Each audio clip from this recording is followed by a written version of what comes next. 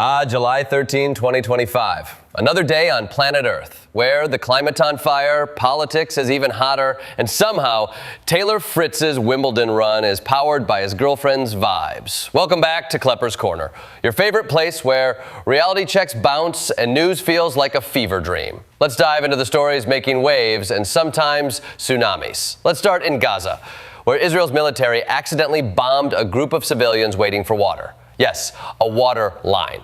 10 dead, 6 of them kids. And the explanation? A technical error.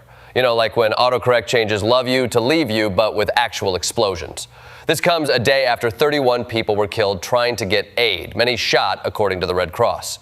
Meanwhile, the Israeli and U.S.-backed organization now running aid blames the UN for spreading misinformation and being too buddy-buddy with Hamas. So yeah, nothing says we've got this under control like blaming the Red Cross, the UN, and a GPS glitch in the same breath. It raises the question, at what point do we stop calling these errors and start calling them policy? Because if your drone keeps hitting aid lines, maybe it's not the drone that needs reprogramming. Meanwhile, in the new axis of please don't call us the bad guys, Russia and China are becoming even better besties. Foreign ministers Lavrov and Wang Yi met to discuss how to coordinate against Western influence, especially at the UN, BRICS, and probably in your group chat. This partnership isn't just about hugging it out over Ukraine.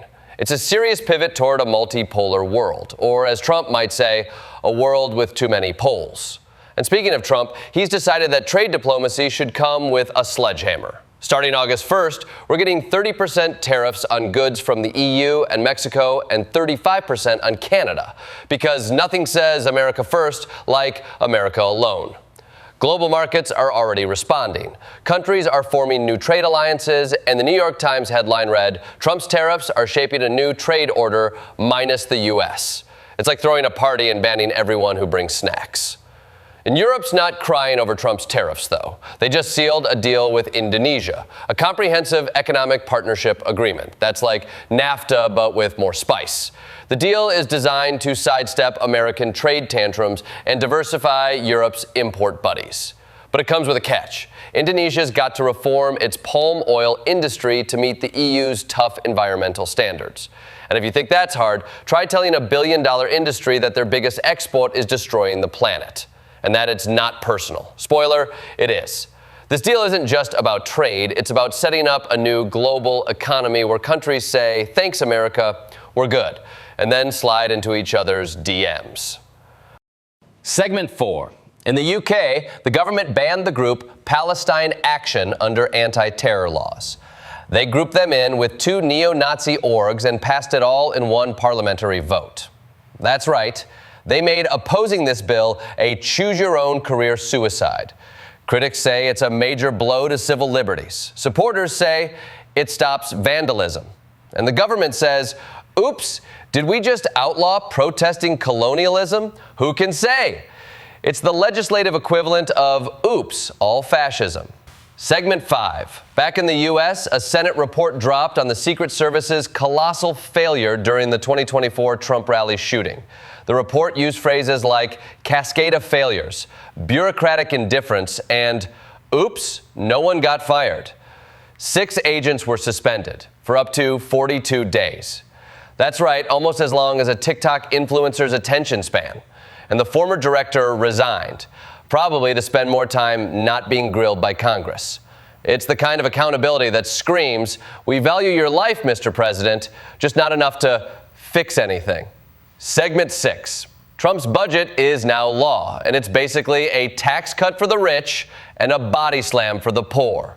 $4.5 trillion in tax cuts, restrictions on Medicaid, and tighter SNAP benefits.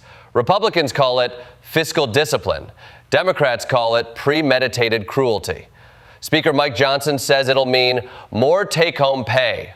For whom? Hedge fund managers? Meanwhile, 11.8 million more people could lose insurance. But hey, the billionaires get to keep their yachts. This sets the stage for a brutal 2026 midterm. With just 3 seats needed to flip the House, every Medicaid cut is basically a campaign ad. Segment 7. Wildfires are burning across the U.S. like it's auditioning for a role as Mordor. We're at preparedness level 4. That's only one level away from Smokey Bear resigns. Meanwhile, Texas is still reeling from deadly floods, and South Dakota Governor Kristi Noem says it's disappointing people are politicizing it. You know, like when your basement is underwater and someone hands you a campaign flyer.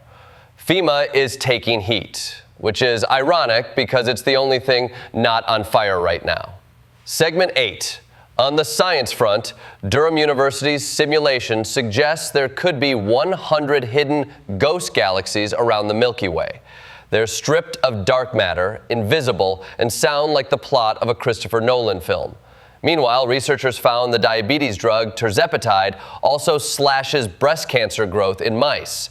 So we're now curing cancer and diabetes with one pill, but still can't get people to stop using fake VPNs infected with malware.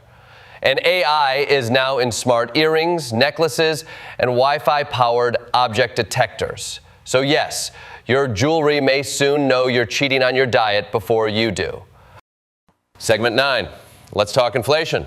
June CPI is expected to tick up to 2.7%.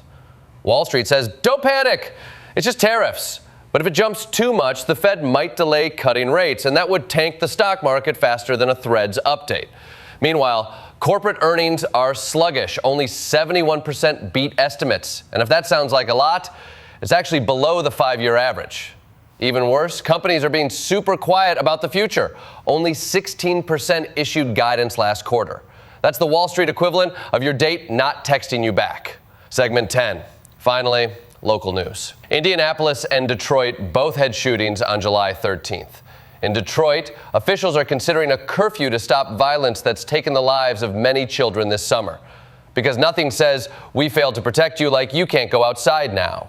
In D.C., storms, humidity, and the death of radio host John Lyon marked the day. Also, there's a murder suspect who returned to the scene to pick up spent shell casings. Either that's hubris or a very committed recycler. So there you have it. War, weather, wearable Wi-Fi, and a president who thinks tariffs are how you win friends and influence people. I'm Jordan Klepper, and this has been your July 13th reminder that we live in the strangest timeline. Stay cool, stay skeptical, and whatever you do, don't let your earrings upload your browser history. Good night.